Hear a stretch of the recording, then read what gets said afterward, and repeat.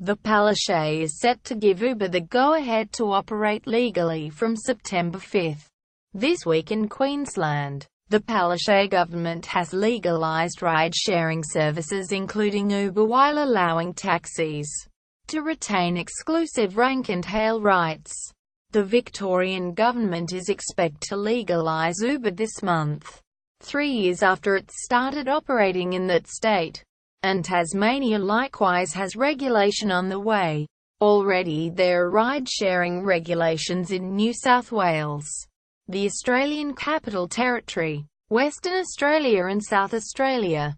Uber's James Cummins and Tim Morris in Cairns to promote the ride-sharing company. Video. Grace Marzo. With Uber now firmly established as an alternative to catching a taxi, despite the virulent opposition of the taxi industry, the app-based transport option has a new measure to further shake up the Australian market.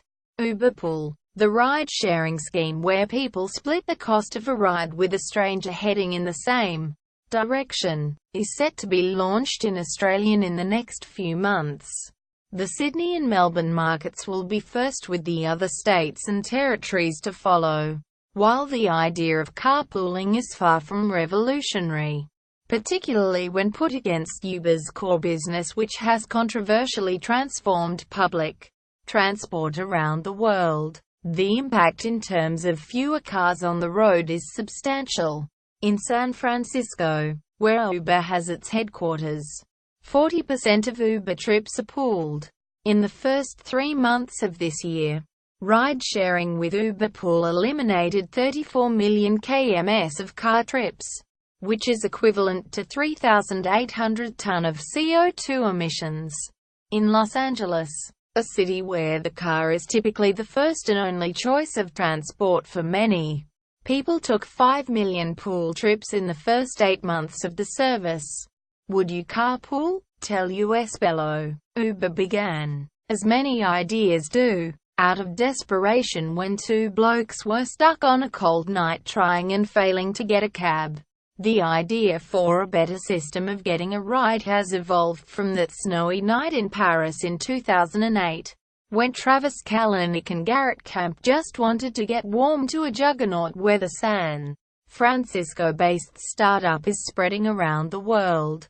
After years of running at a loss, Bloomberg reports that Uber met its promise to reach profitability in the US by the middle of this year. Uber has been valued at $68 billion, which makes it a bigger company than General Motors, Ford or Honda. This month it announced it was selling off its deeply unprofitable China business, in a move that is widely seen as a step closer to an IPO, possibly later this year. While taxi drivers who have invested heavily into their business have good reason to hate it, people looking to get a ride have backed it in the most basic way, putting their bums on car seats in 450 cities and 73 countries around the world.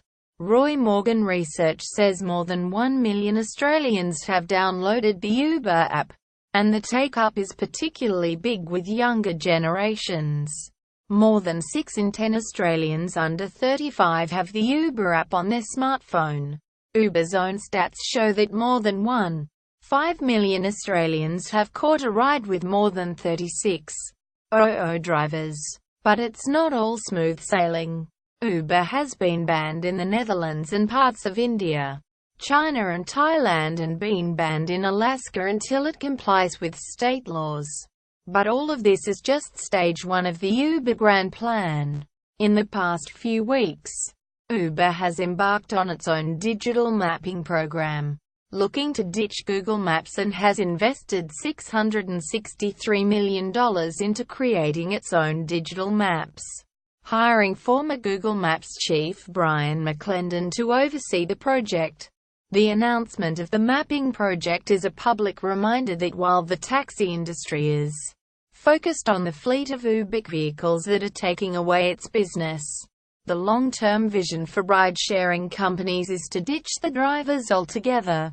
The Uber mapping project will ignore the bits it doesn't need in digital maps, like ocean topography, and focus on the information that would enable a driverless vehicle to be safe and efficient, such as traffic flows and drop-off locations.